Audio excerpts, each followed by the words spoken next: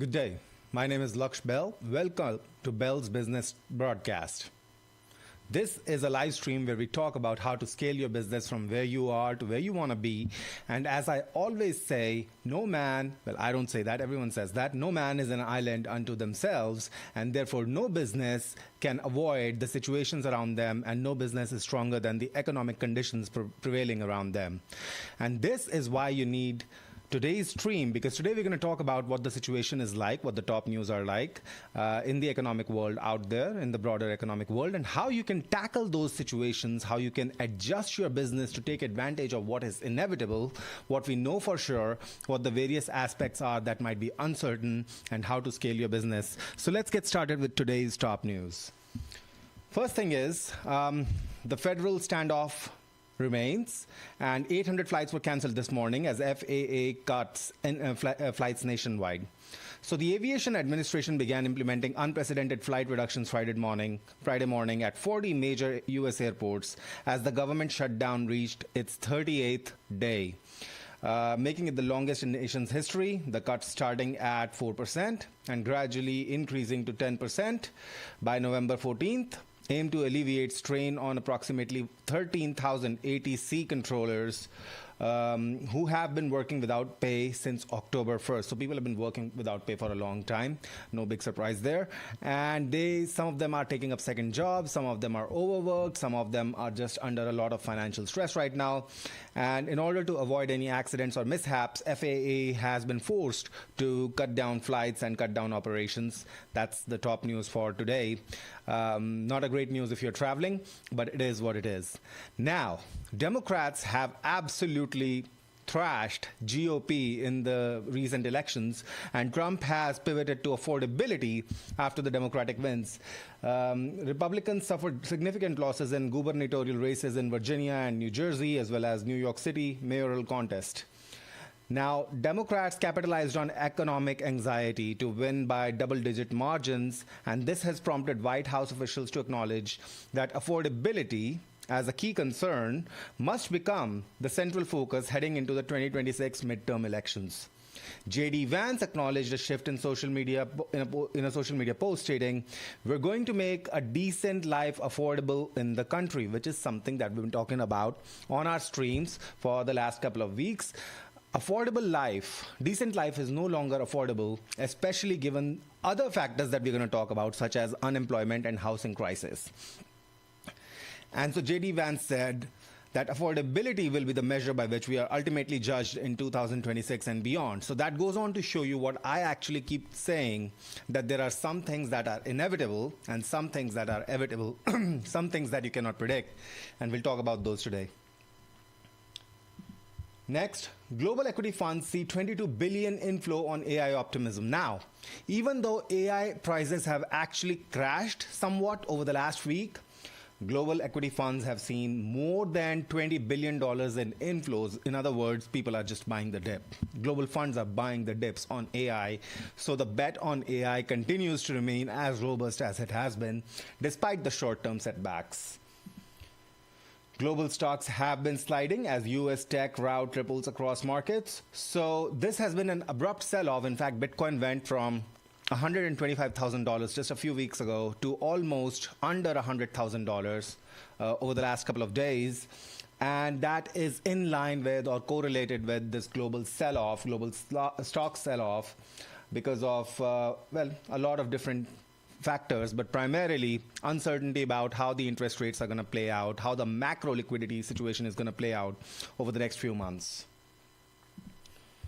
Chamber of Commerce is launching now housing affordability push. So U.S. Chambers of Commerce unveiled a major housing affordability initiative at its inaugural housing summit on November 7th, addressing what it calls a critical threat to the American dream as home buyers age and housing costs spiral. Now, there are some stats that the first-time homeowner age has gone into late 30s and approaching near 40 years old from 20s just a few decades ago. The all-day summit called Building for Growth, Housing Solutions for a Stronger Economy, convened bipartisan lawmakers, business leaders, and housing industry executives at the Chamber's Washington headquarters to tackle the nation's shortage of 4.7 million homes. There's not much of a shortage. Shortage is a misnomer here. What's going on is that there's a glut. We've talked about this in the past, where sellers are refusing to sell because they're locked in at great prices, at historically unprecedented prices during the COVID era, which was once in a 30-year event, and they don't want to sell now at a reduced price and potentially buy something which inevitably comes at a 6% interest rate despite the recent interest rate cuts. So would you sell if you're locked in at 2%, 2.5%, and only to buy at 6%?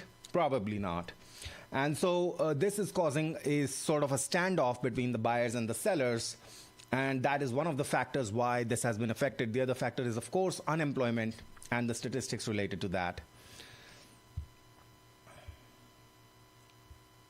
This event was sponsored by JP Morgan Chase, and it comes as the median age of first-time home buyers hit a record of, so this is not approaching 40 years old.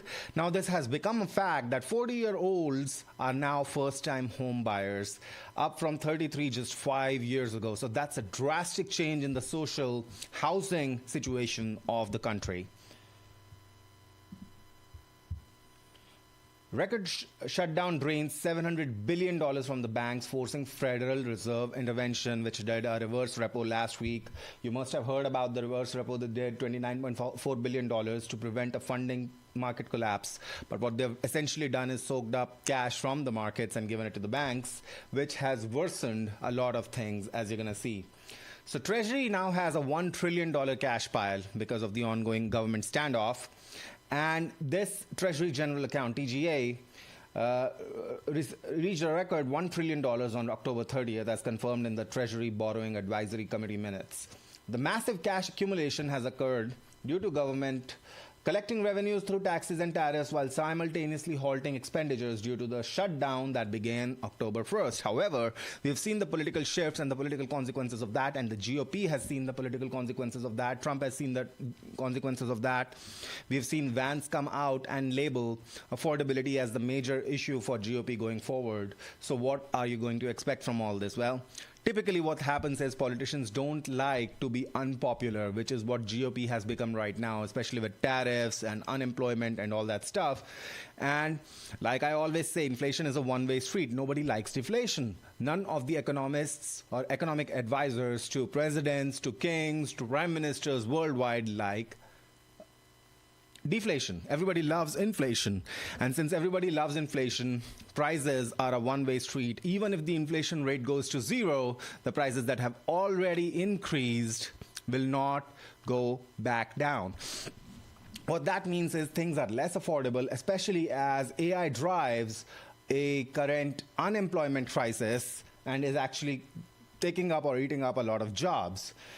So the spread between SOFR and SRF rate widened to 22 base points, the widest in short life of the new SRF. These are conditions that have not been seen since the facility's launch in July 2021. Now, Fed has deployed emergency liquidity tools, but like I said, that liquidity is going towards the banks right now. It hasn't trickled down to the people. However, it's only a matter of time that the government starts spending again. And of course, there might be talks of, or there are hints of, bailouts, payoffs, and even universal basic income, but that seems like a far-fetched idea at this point of time. However, there might be some stimulus checks coming your way sometime soon, coming everyone's way sometime soon. And if you're a business owner, that's great news. That means exceptional spending or discretionary spending, which people get desperate after a while, right? People, if they've not spent money in a long time, they get desperate. So they tend to spend more money when they have discretionary income. It's like, hey, we were in a fasting situation and now or in a famine situation, and now we are in a feasting situation. So let's just go crazy. Spending is like that. In fact, I think it was Warren Buffett who once said that money in people's wallet is like urine in people's bladder. They must let it out. And that tends to be true for a vast majority of people. And when this stimulus spending begins, if it begins, when it begins, you're going to see record sales and revenues for your business if you're positioned correctly, which we're going to talk about today. Okay, this is something that is unrelated to business in general, but it is something that is very interesting for you to understand as a general framework of understanding the world. NASA is now facing pressure to release interstellar comet data. Here's what's going on. There's this comet which has been exhibiting behavior, observable behavior, which basically violates everything we know about gravity, everything we know about the nature of comets, everything we know about the nature of light. Now, I just want to find the color changes and acceleration puzzles, stuff that is puzzling scientists, basically stuff that they thought they completely understood. It turns out there are things that violate the principles that are supposed to be inviolate. So this 3-eye atlas has undergone 3 distinct color transformations since its discovery in July, appearing red initially, then green in September, and more recently blue after passing its closest point to the sun on October 29th. The blue hue, confirmed by observations from Virtual Telescope Project on November 5, has particularly surprised astronomers, as comets typically appear redder when approaching the sun, not blue. And this has done the exact opposite due to dust scattering sunlight. The comet is also exhibiting non-gravitational acceleration, which is extremely strange, if you think about it, it's the plot of a horror movie. The comet is exhibiting non-gravitational acceleration. In other words, it's not moving as it would, as a free body would, under the principles of gravity as established by Newtonian physics, which is pretty much accurate and so far has had no inaccuracies over hundreds of years. This seems to be the exception. What that typically means is that there is some sort of a propulsion mechanism that doesn't really violate the principles of gravity. It just means that something has been designed within that is changing its trajectory or velocity or acceleration, and it's not behaving as a freely moving object through space would. Now, politics aside, okay, China has released some images, NASA hasn't. What is the takeaway for you here seems to be, or the takeaway for all of us seems to be, there is no way to know the absolute truth about everything. Things we believe are absolutely settled, things we believe are absolutely known, things we believe are absolutely inviolate, always inevitably tend to run into something else that violates that principle. That includes science, physics, biology, chemistry, and business. Things you know about business and finance, things you believe are absolutely true throughout the universe, throughout the world, things that you believe are axiomatic are probably not as universal as you think, and that is why you need to remain agnostic. We all need to remain agnostic in our respective businesses so that we can adapt to the changes that come along instead of being rigid about sticking to something that no longer works. And that is why I thought this was an interesting piece of news to share with you. Nobody knows what's going to happen in the future. Nobody knows the answers to all questions. That includes your experts, yourself, your friends, your peers, people who have done the things that you want to do, people who have accomplished the things you want to accomplish. They don't know all the answers. They were in the right place at the right time, and things happened miraculously in a lot of cases. And even if there was some strategy, some planning to all their success, the attribution is largely or might largely be inaccurate. And that is something that is a great thought to humble us all, that all we can do is we can set hypotheses and then validate or invalidate them.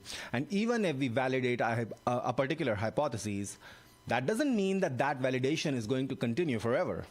Even Newtonian physics breaks down on the quantum scale, or on extremely fast scales when you go to relativistic velocities, right?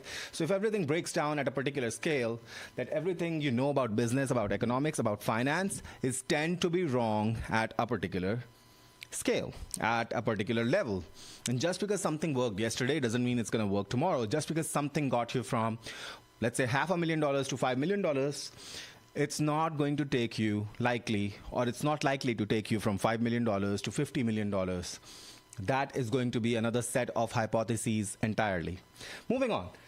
So, the shutdown has delayed job reports, but you can estimate that people are out of jobs and more people are competing for jobs, including federal employees who are not being paid, who are also looking for secondary jobs now or side jobs as a result of not having money to sustain themselves, and basically never-ending expenses which are constantly rising due to what we already know about monetary policy. Over the long term, the value of dollars, the value of any fiat currency tends to zero, which means expenses rise, and your particular situation might be different, but in general, people have less discretionary income right now than they did ever before, and that trend is going to continue because of the factors that we are looking at. Now, Cathie Wood, who's the CEO of ARK Invest, she predicted that Bitcoin would reach $1.5 million by 2030. Now she has cut down her Bitcoin forecast to $1.2 million. And I thought that was just funny, because does it really matter? If you pick up a Bitcoin for $100,000 today and it goes to, let's say, just $1 million, and let's say not even by 2030, but 2035, then in less than 10 years, you have 10x'd or produced 1,000% on your money. That is a great return. That's the first thing. The second thing is, it's interesting to me that people think that it's going to be very different if priced, like the $1.2 million price valuation or $1.5 million price valuation is very different from each other, respectively from each other. They are literally just 20% apart. And that in the world of Bitcoin happens within a month. We've just seen that. It went down from $125,000 to $100,000 within a few weeks, right? And just a little over a month. So that's a 20% variation. So 1.5 million to 1.2 million, that's also a 20% variation, and that can typically happen within a month in the world of Bitcoin. Now, if it stabilizes and becomes more of a reserve currency, then the volatility might come down somewhat. It might take 3 months to go from 1.5 million to 1.2 million, or from 1.2 million to 1.5 million, but the volatility in Bitcoin and cryptocurrencies right now is pretty high, and the 1.2 million or $1.5 million valuation is not really that different. What is important to note here is that most people are beginning to agree that Bitcoin is largely massively discounted at this price point. So if I told you there's a $1.5 million house that you can buy for $100 or $100,000, would you buy it? Of course you would. Of course you would. But when people tell you that there's $1 million Bitcoin that you can buy for $100,000 today, people still hesitate. So that's something that I find is very staggering and very surprising, but also not out of the usual. It's also very usual. So I just saw this video where someone bought an industrial loft in New York, in Manhattan, about 50 years ago. And it was in a state of disrepair, but it was a huge loft for about, 11,000 square feet, right? This gentleman pours his life into it. He creates an art studio out of it. He actually does the roof and fixes the leaks and plumbing issues and electrical issues, so on and so forth. But he was able to buy it for $36,000 a few years ago. $36,000. That's almost nothing if you think about the price of lofts in New York today, probably worth $40 million today, $20 to $40 million today. And that is how long-term things work. So we always, and we're going to talk about what is inevitable over the long term versus what is unknowable over the short term. And this Bitcoin thing puts that real estate perspective into stark stark contrast or stark likelihood or juxtaposition, because right now you have the same thing happening with Bitcoin that real estate did hundreds of years ago, except you don't have to wait 50 years for that 10x, 20x, 30x boom or even 100x boom. You really only have to wait 10 to 20 years. So we have these opportunities all around us.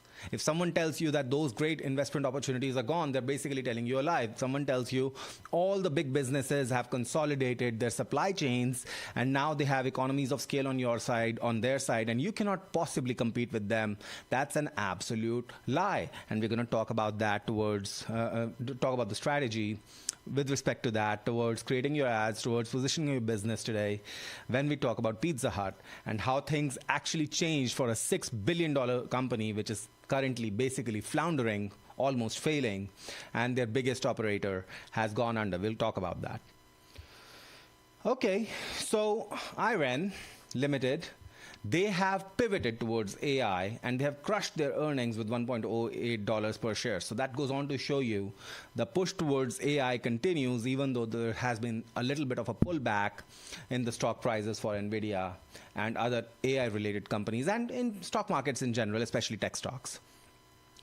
Now, US October layoffs hit 20-year high at 153,000. So this is in line with what they've been talking about. We have rising unemployment. We have lowered wages. Even if the wages are increasing, they're not keeping up with inflation. We have high inflation, and it's only going to inevitably increase. Even with high interest rates, inflation is not negative. It's still a positive number, even if it has come down a little bit. What that means is that prices are still growing. They're not coming down. Inflation coming down does not mean the prices are coming down. So you have high layoffs, you have AI driving layoffs, you have massive layoffs across the world, not just across the US economy, and you have massive money printing that has taken place and that will inevitably take place again. And you have the government sitting on a stockpile of almost $1 trillion in cash, which they have not been spending, but they've been collecting through taxes and tariffs. So we are kind of heading towards a situation where something has got to give and some sort of steam release is going to happen, and we're going to see that. Now, senators are also demanding corporate reports on AI job impacts, which is inevitable. People are going to talk about, hey, we don't have jobs anymore. AI is taking our jobs. So, Senators Josh Hawley and Mark Warner introduced a landmark bipartisan legislation today requiring major corporations and federal agencies to publicly report how AI is reshaping America's workforce, as well as mounting evidence shows that AI-driven layoffs are already accelerating across corporate America. Someone had to ask that question. It was inevitable, but what is also inevitable is AI is going to continue to get better. Right now, AI is not great. It's okay, but it's getting better. However, there are poison pills. We've talked about that in the past. We'll talk about them again in the future. What we do know for sure is that people are working towards making AI better, more productive, in which case, when they succeed, they tend to fire people.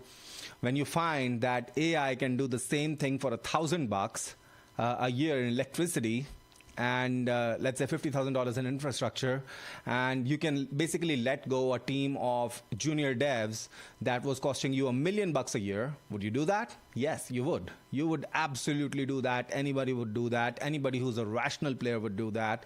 It's not this corporation or that corporation, evil versus good corporations. It's just everyone. Everyone would do that.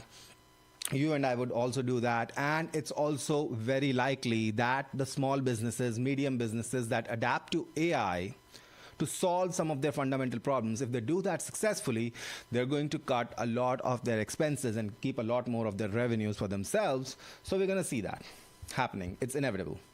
Now, U.S. household debt, this is in line with what we've been talking about, hits record $18.6 trillion. And this is also fueled by student loan delinquencies because, well, there are no jobs. What do you do? How do you pay back an unsecured loan when you have no jobs, right? And that goes on to the conclusion of today's report. We talked about this previously. Bessent, who is the Treasury Secretary, Scott Bessent, he warned on Sunday that elevated interest rates may have already pushed parts of the U.S. economy, particularly the housing sector, into recession. And we talked about that. The political solution is always inevitable. Make liquidity available. Let people have liquidity so they can spend money and they have some discretionary income so they don't feel the pinch. And when they do feel the pinch, well, even people who promise socialism, they tend to get elected. What electing Mamdani in New York represents is not really a shift towards socialism or a political ideological shift. That is a shift that basically rejects the current administration's tightening of liquidity for the average American. If you're not eating well, if you're concerned about how you're going to pay for groceries and gas, if you don't have the income, if you've lost your job, well, things are not going great for you, obviously, right? You're cash flow negative. And in a lot of cases, people don't have the ability to support themselves for extended periods of time while remaining cash flow negative because they don't have the savings account. They were already living very much on the verge of bankruptcy. They were basically a month or two, or in many cases not even that long, away from having zero savings, right? zero resources to actually survive. In a lot of cases, people go on and acquire credit card debt during these times, which ties into the whole debt crisis that we have right now going on. All of these things indicate to me the same thing. The political solution, the easy political solution, is going to be, well, make things look like they're affordable. You can't really decrease the prices of goods, not en masse. You can really not affect the prices. You cannot force them to go back down. That would cause negative inflation or deflation. And that is something that economists hate. They don't understand the reasons behind the hate, or maybe they do. But most people think, oh, 2 to 3% inflation is all right. It's fine. Do you know, for hundreds of years, basically, for several decades, the US dollar was a deflationary currency. That's right. Now, this was a long time ago, way before Federal Reserve was established, but US economy was a deflationary economy, where $1, if you saved $1, it tended to buy you more stuff over the years than you would get if you went out and spent the dollar in a day today. But today we have the exact opposite of that, so that is inevitable, and that is coming. That's going to be, well, it can be a good thing, it can be a bad thing, depends upon how you position your business. So let's talk about what is certain over the long term. Okay, we're going to talk about long-term certainty versus short-term uncertainty. So let's get started on that. Well, what we are certain about in the long term is that money printer goes brrr, which means debt has less value, which means your dollars buy less, which means savings also have less value. Savings are worth less money, or less economic energy, let's put it that way. You're sure about that. You're also sure, I keep saying, you're sure about money printing, and you're also sure about human innovations. Someone out there is testing right now something that will change the face of the world, the economic, the political, the social face, the technological face of the world. PEST, political, economic, social, technological, right? Someone out there is innovating something that will change what is in the top 500 companies of Standard & Poor's ranking. We always know these things to be true. This also means hard assets are going to appreciate in value no matter what.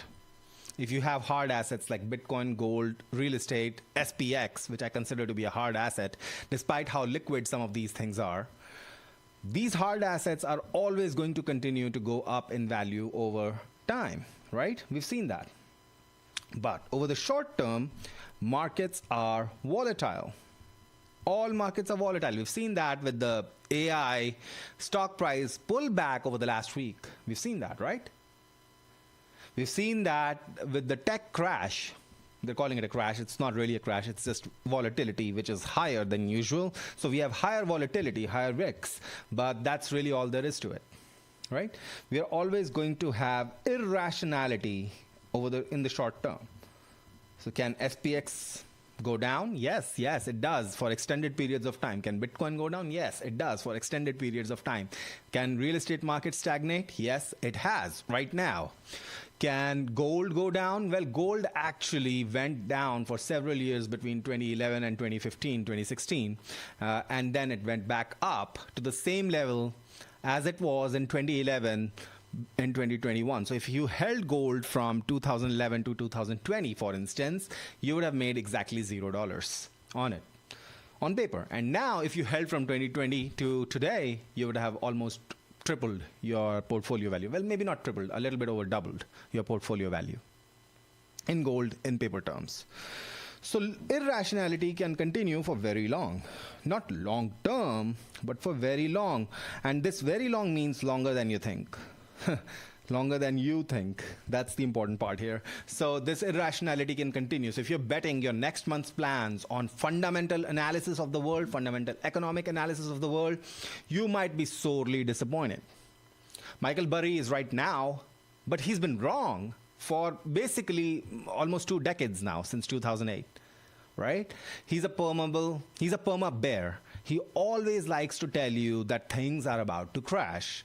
And then every now and then, he's right, because short-term volatility always happens. But have we seen the long-term impacts of crashes play out anywhere yet?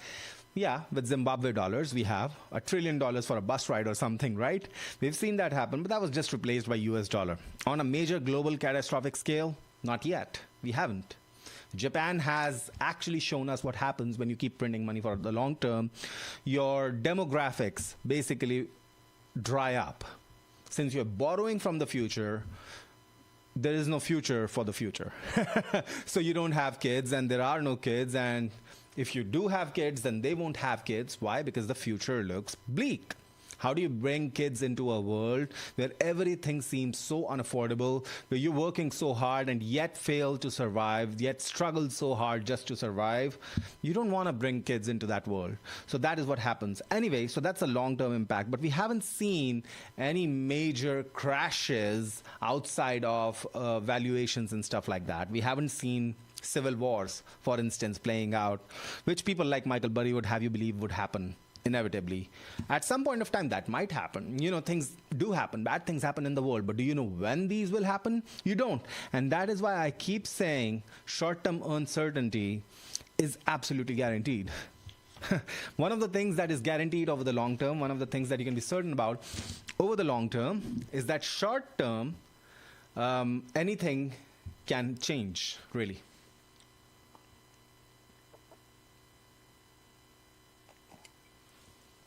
So how do you form logical hypotheses in a world where short-term uncertainty is guaranteed to be true? Short-term, anything can change. How do you form hypotheses?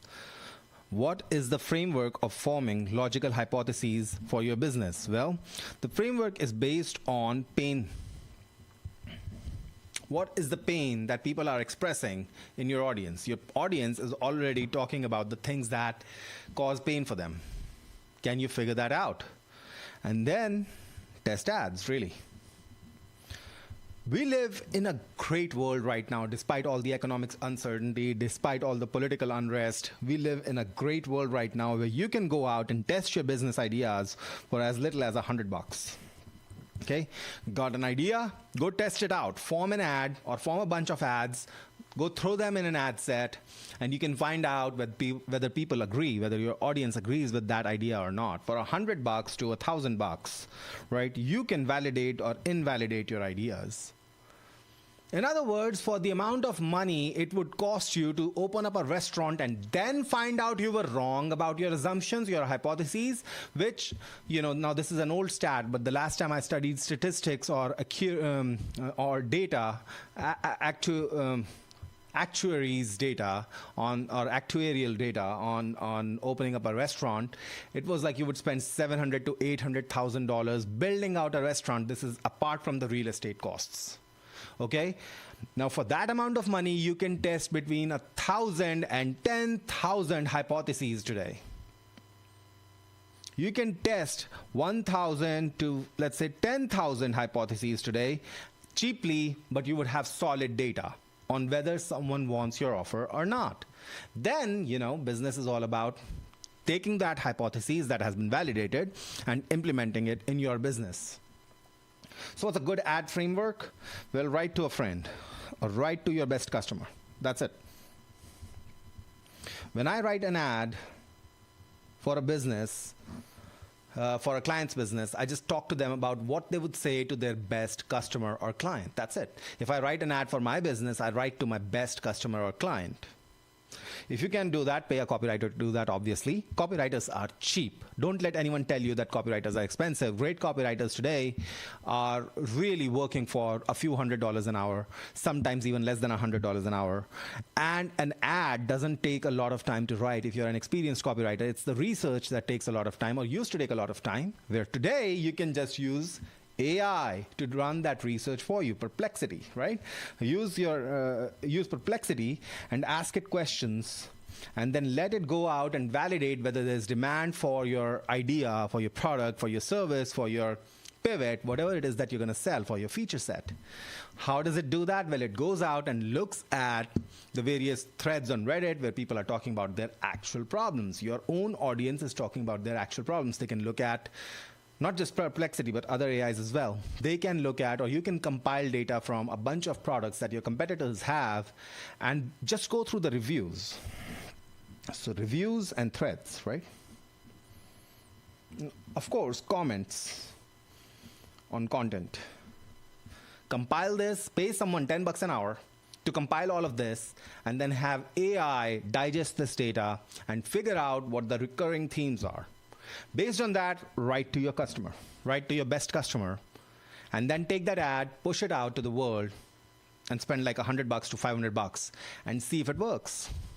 See if everyone in your audience or enough people in your audience are responding to it for you to have a profitable hypothesis, right? Valid or invalid. That's really all you need to do. Validation and invalidation of hypotheses. And the easiest way to do that is compiling reviews, threads, comments, right? Responses in a file, having AI like Perplexity go out and do research based on that, or other AIs just look at the patterns and observe those patterns and bring them out to you like Claude or ChatGPT, and then writing ad to your best customers based on what you learn, what their pain points are, what their desires are. In general, when you're talking about pain points, they are far more powerful than desires. Why? Let's give you an example. Let's say someone calls you in the middle of the night. Your best friend calls you in the middle of the night, 3 a.m. Hey, buddy, you can save $100 on that gadget you were looking at the other day. You got to go right now, online right now, and you got to buy it. You'd be like, what the hell, bro? I'm sleeping. Why did you wake me up for an online discount? Could this not have waited? No, you don't understand. This could not have waited, because if you waited till the morning, or if I waited to call you until the morning, it would probably be gone. You would not save the $100. But you'd still be absolutely livid that they woke you up in the middle of the night just to save you some money. Now, that's how desire works. On the other side, on the flip side of that, you have pain. Someone, even a random stranger, not your friend, not your best friend, not your neighbor, a random stranger wakes you up in the middle of the night, bro, your house is on fire. Okay? And, or maybe not even the house, it's not as catastrophic. Bro, that thing in your yard is on fire. That your lawnmower is on fire, or someone's trying to steal your lawnmower. It's $100, right? It's the same $100. And the worst thing that happens is you lose the $100. But you'd be absolutely thankful to this person who informed you that you were about to lose $100, and you would go out, probably with guns blazing, try to confront whoever it was trying to steal your lawnmower, putting your own life at risk for $100. You see? So this is the pain of loss. Pain basically is associated with potential loss, and desire is associated with potential gain. And if you're talking about loss versus gain, more powerful ads in general, unfortunately, due to human psychology, which, don't hate the player, hate the game if you want, they are based on loss. They are based on what you stand to lose. Now, how do you write great copy? And this framework comes from Gary Bencivenga, who was a great copywriter, wrote some of the top financial newsletters in the world, or the copy for selling those newsletters, way back in the 70s, 80s, I think, maybe even in the 90s. And he gave you a framework for having a great ad, basically. And there are 5 components to a great ad. It's problem, solution, proof, proposition, and always starting with a hook that gets people in. Now, if you have a problem that you're solving, if your customers have a problem that your product solves, you get this, okay? And you can apply a scorecard to this. So if there's a problem that people can solve, or if there's a problem your product can solve for people, well, that's 10 points right there. Do you have a solution for that problem that actually works? That's 10 points right there. Do you have proof? Because someone on the street looking at your ad, or someone sitting on their toilet seat looking at your ad on their cell phone on Instagram, is not instantly going to believe that you have the solution. Do you have proof that it works. That's 10 points right there. And do you have a proposition that they can actually take advantage of the solution that your product offers? So for instance, if you have an expensive product, do you have payment terms? Do you have buy now, pay later with Klarna or something? Do you have a good enough price point? A price point that they can actually afford? That's proposition, right? That's 10 points right there. Now, how do you make it more powerful? Well, if it's an unavoidable problem, it's something that they face on a regular basis, or even better, on a daily basis, that's 15 points right there. If it's an unavoidable problem, if it's something that they have to face every single day, or very periodically, very regularly. If the solution you have is unique, they've never heard about this solution, they don't know about this solution, or they know about it, they've dreamed about it, they just never have seen it implemented well. That's another 15 points right there. The more unique your solution, the better it's going to be for your ads, for your copy to stand out. What kind of proof do you have? Testimonials on a website? Questionable. Demonstration? Less questionable. Product samples? Even less questionable. Can they have evidence that your product works? Gary Bencavanga said in his last seminar that you should be thinking like a lawyer. When you make an assertion in the courtroom, you have to back it up with a bunch of evidence, right? And if you can do that with every single assertion you make within your copy, well, that is unquestionable proof. And there are lots of different proof elements you can use. Authority is a great thing, right? If, let's say you're selling a medical product or a product that relieves pain for your customers, and you can get someone famous like a doctor on Shark Tank to say, doctor who went on Shark Tank and had a great, reception to his presentation. If you can get this person to say, yeah, this product works. It worked for a lot of my patients. That's a great proof element. And the thing about unquestionable proof is that you can just stack proof elements, right? And then finally, undeniable proposition. Another way of doing that is offering guarantees. If it doesn't work, send it back. If it doesn't solve your problem, send it back. That is the basis of which you had Domino's basically dominate Pizza Hut. Even though Domino's entered a completely red ocean, if you think about it, right? Pizza Hut was great. Pizza Hut was the place people went to celebrate their birthdays, the red roof. But Domino's just completely decimated them on the basis of unquestionable proof and undeniable proposition. And also we'll talk about how problems and solutions. The big problem was that people didn't want to spend more time, so much time going to a sit-down restaurant to eat pizza. Just sit-down restaurants were becoming less popular. That's it. It was one of the big problems one of the big reasons why Domino's succeeded while Pizza Hut basically shrank to what it is today. We'll talk about that. And the most important thing, of course, is the hook. 25 points right there. Grabs attention. How do you grab attention? Is there potential for virality? How do you come up with a hook that grabs attention and there's virality? Well, look at your competitors, other people's ads. That's it. If you want to be a great business grower, you have to look at other people's value propositions, or as they are known, ads. How are they stopping the scroll? Your customers are constantly scrolling. They're going to scroll past your ad. They don't care how much money you paid for that ad, right? They only care about things that they're interested in. Can you grab their attention? That's the scroll stop right there. Can you do that? Then immediately, can you hit them with their unavoidable problem? With your unique solution? With unquestionable proof that it works? And undeniable proposition that makes them go, yeah, might as well. Even with the best copy, the best you're going to get is might as well. It's a long road from a complete stranger on the street to your raving fan who's sending other people your way. And people do that, right? Oh, have you seen Liquid Death? That's the best water, bro. You got to try it out. It's water. But the fans of Liquid Death, They'll talk about it. Fans of any product will talk about it. Someone gets a Corvette, they can't stop talking about it. They're going to go to the golf course and talk to all their friends about the Corvette and what it does and how cool it is. You want to ride, you want to check it out. That's how things go. But initially, all you're going to get is might as well. Going from there, it's all about satisfying customers, and that's a different aspect altogether.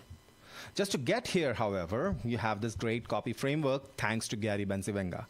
So now we come down to Pizza Hut, the thing that I actually wanted to talk about today, and I'll give you some real just facts and stats related to Pizza Hut's downfall. So in 2003, this was already when Domino's had completely passed Pizza Hut in sales in Q4. They already knew it. They saw the writing on the wall. Because Domino's was 60% delivery, while Pizza Hut was at 4%. Why? Well, Pizza Hut failed to recognize that people just didn't want to drive to Pizza Hut and sit down and wait for a long time and spend 2 hours at the Red Roof restaurants to actually have that pizza experience when they could just pick up the phone. This is 2003. Online is not that popular, but people are picking up the phone. I used to pick up the phone, call Domino's, and they're like 30 minutes, straight to your doorstep, fresh, hot pizza, guaranteed. Or it's free. That was their whole business model, really. They didn't even talk about the quality of the ingredients, right?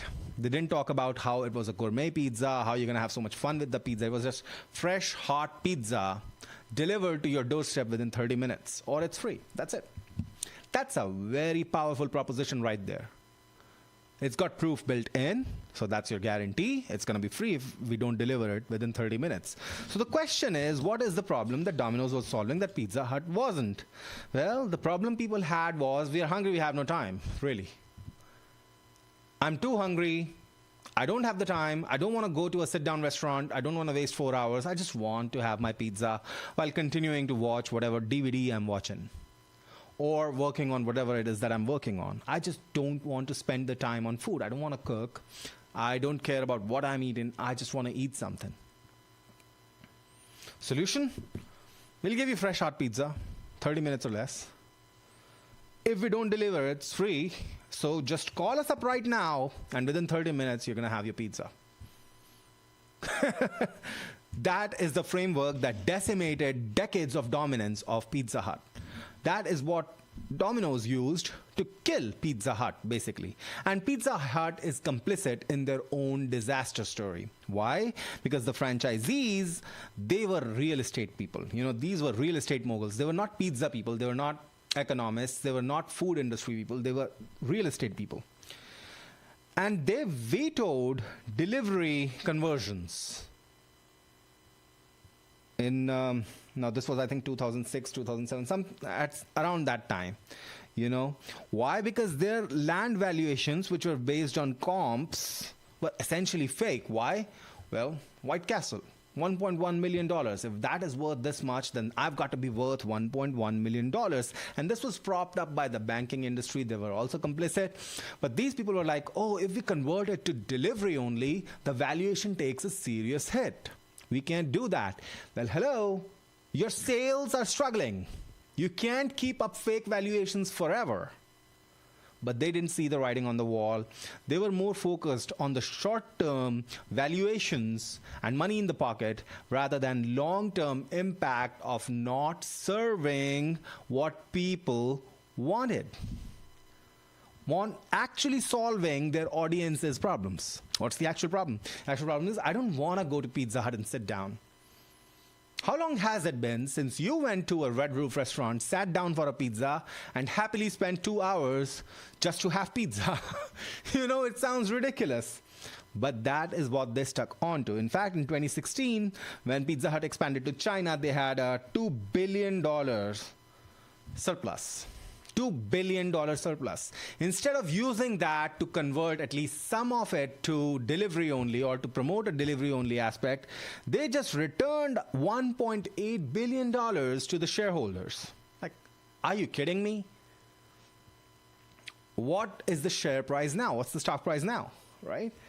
And let's look at the stock price, actually. We can. So let's go to TradingView and let's see if Pizza Hut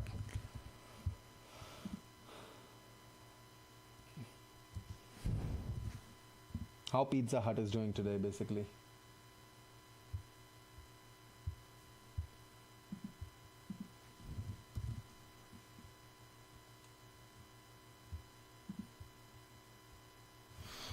Let's go to Google.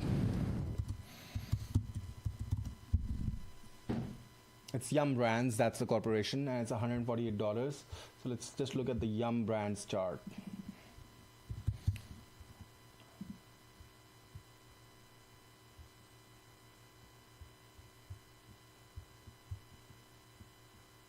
Actually, if you look at it, the stock price is not that bad. Why they bought the stock? Let's look at the monthly price here, or weekly, bi-weekly price right here.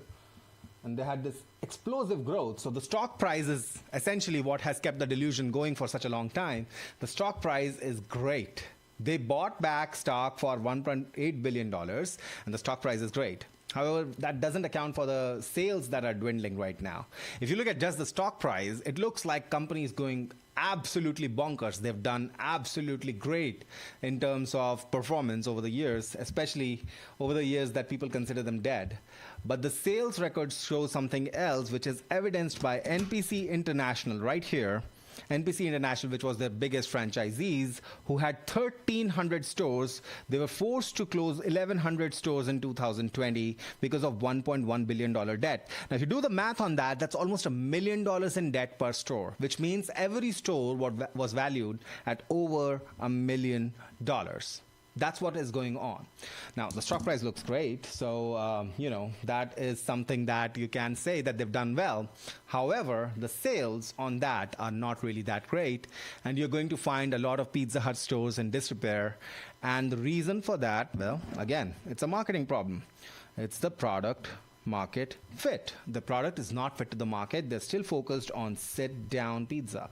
They do some delivery, but sit-down restaurant at pizza, that's their big thing right now.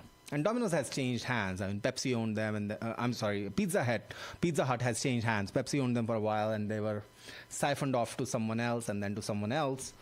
But their stock price looks great, which means that they have very little incentive to change what is going on. Their focus on sit down is still great. Their focus on online and delivery is way too late and way far behind everyone. Too late, too little, way far behind their competitors. This is why Domino's is going to continue to eat their lunch for a very long time. How do you fix this?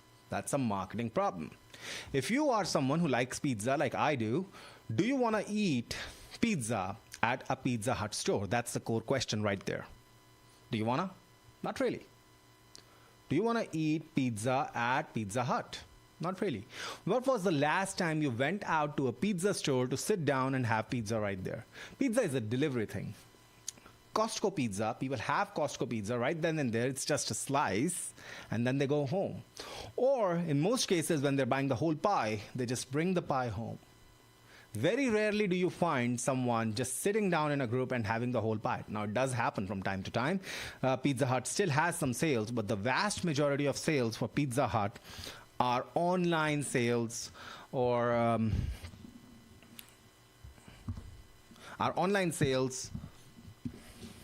and those come from partners that take a lot of their revenue, like Uber Eats and DoorDash, who would take like 25%, 15 to 25% of their revenue right off the top. So they are paying a lot of money, as opposed to Domino's, who have their own pizza delivery chains, their own employees delivering pizzas, and their own system for saving that 15 to 25% off the top. So that's the way forward. What's the way forward for Pizza Hut? Well, they'll have to rebrand. To be honest, it's not going to be easy because the product market fit is just not there. Sit-down pizza is not a thing right now. How can they fix that? Lots of ideas. One of the ideas that I actually had in mind, and this is going to sound like a completely crazy idea if you're not familiar with how things tend to work out with radical changes, but this is essentially in line with what Steve Jobs did in the late 90s for Apple computers. What did he do? Well, he killed what was essentially the bulk of the product line at Apple computers. Why would he do that? Because he saw the writing on the wall. There was no product market fit. So he basically cannibalized a majority of his product lines only to focus on a few things.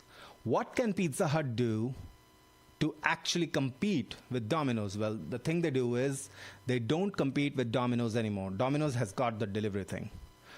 Papa John's, Domino's, they've got the delivery thing.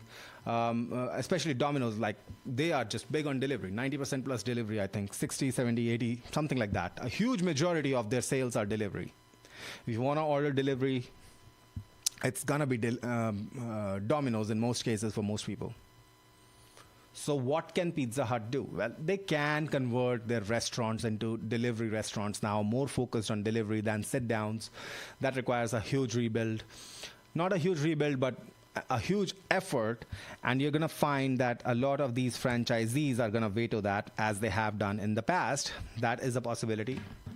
The other possibility is to actually go Steve Jobs and basically stop the pizza selling model altogether and change it to something else. Change it to solve a problem that people have who would pay for solving that problem, and essentially not go on doing the things that they've been doing. How do you do that? Kill pizza as a product and sell spaces as a product.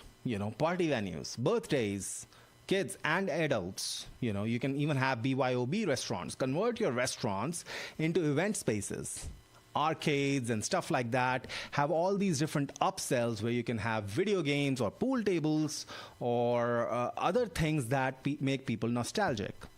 No one's going out to sit down at a pizza shop every single day, but once every year, once every quarter, for a party, for a corporate get-together.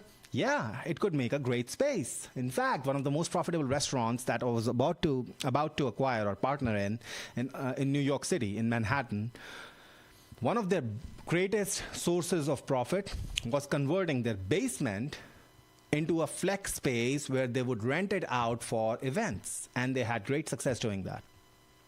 Can you scale it up nationwide to thousands and thousands of stores? Probably not. But for hundreds of stores, yes, you can.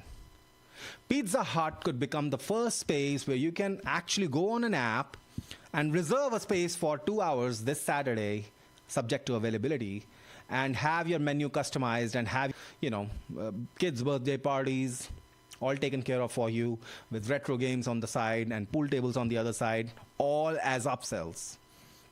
Sell by the spot, sell by the space, sell by the number of people attending the event. And this becomes a fun space to exist in every now and then. And if it's not too steep, you can expect regular families to just book these events. Oh, we're getting together, the 7 of us, we're going to need a space, so might as well book Pizza Hut for the, Saturday afternoon. Right? If it's available, you just book it and you've got it. That might be one way. Hey, it's just a hypothesis. Do I know if it'll work? I don't know. Can Pizza Hut try it out for a very low price? Yes, they don't even have to apply their own brand to it. Just spend a couple of $1 million over a bunch of stores like that. It doesn't take a whole lot of space. It could just be industrial space that they could get. They don't have to do the full, restaurant build out with the buffet in the middle and a whole thing. They could just get some of these places, try the hypotheses, validate or invalidate it. If it works, scale it out across the brand. And if it works for them, it becomes a category defining or category changing positioning. Think WeWork, especially with pizza parties. Right? Now, WeWork seems like a bad example because they crashed, but they had a great product market fit. Shenanigans aside, they had a great product market fit, and I used them all the time. Everyone I knew used them all the time. You can just book a space and go use it. Want to have interviews, don't have an office? Use it. We even conducted podcasts for our clients and customers in there. Conducted interviews in there. Conducted meetings in there. We used it all the time. In fact, we use services like that all the time. Flex space on demand. This is flex party on demand. Do businesses like that work? Yes. Can Pizza Hut still make it with just deliveries, focusing more on deliveries? Sure. But they're going to always be late to the party? Can they redefine a whole new category? Yes, they have an opportunity right here. And that's just one example. You gotta think crazy, or you gotta think wildly in order to be able to make changes that are sweeping, that are so different from the norm that you're either an idiot or a genius.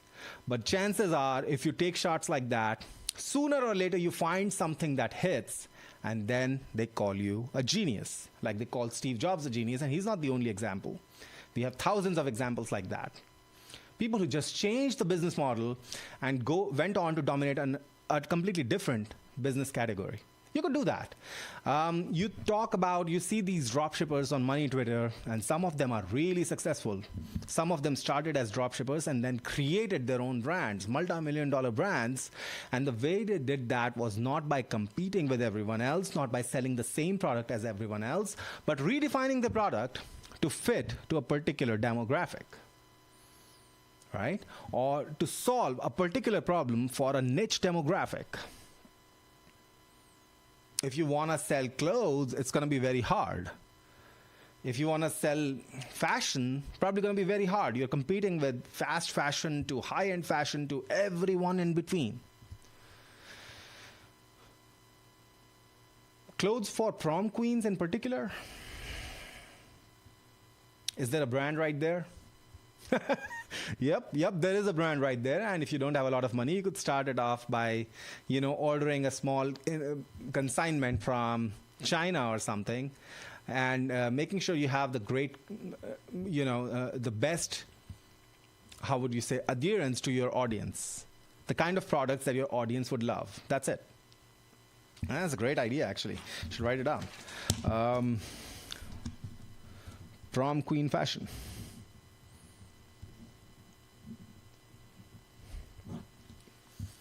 There's no brand that stands out to that.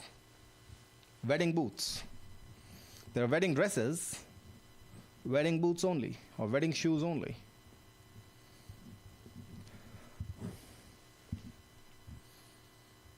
Right? There are lots of ideas where you can take something and just completely change the problem that you're solving. Selling something doesn't have to be about sticking to what you think your business is. That's the big mistake railroad barons made. Right? You're not in the railroad business, you're in the transportation business. And now consumer transportation is almost negligible on the railroads compared to airlines, right? What business are you really in? You're in the business of actually serving a customer. Really. You're in the business of meeting their needs. You're not in the business of selling the product that you're selling. The product you're selling is great. Let's find out how that product goes on to solve a problem that a particular group, a niche, or a niche of people have that is not being currently solved. So that brings us to the end of the stream. I am on a little bit of sleep deprivation today, and I hope I didn't stutter too much. But if you derived any value from today's stream, go ahead and subscribe to this channel. We're going to talk about more examples of how you can turn corporations around where it looks like demise is inevitable, even if it doesn't show up on the graphs just yet. We're going to talk about that over the next few streams. We are also going to start inviting some guests to our stream. We're going to talk about what's working right now in your business. Okay, we're going to talk about what's working right now and the current challenge or the current bottleneck that is holding them back from scaling to the next level. And the way we are going to do that is very simple. I'm just going to ask a bunch of questions. They're going to answer those questions. Think deeply. These are going to be deep probing questions. They're going to think about that. And just by answering these questions, they're going to form some hypotheses that they can go out and then test and hopefully use them to scale their business to the next level. If nothing, you're going to learn from their insights. And this is coming very soon. We're going to start this in Behl's Business Broadcast very soon. So if you haven't subscribed, go ahead and subscribe. If you have particular questions you would like us to answer over the next few streams, go ahead and leave that in the comment section below. My name is Lakshya Behl. It's been a great pleasure talking to you today. I'll see you in the next one.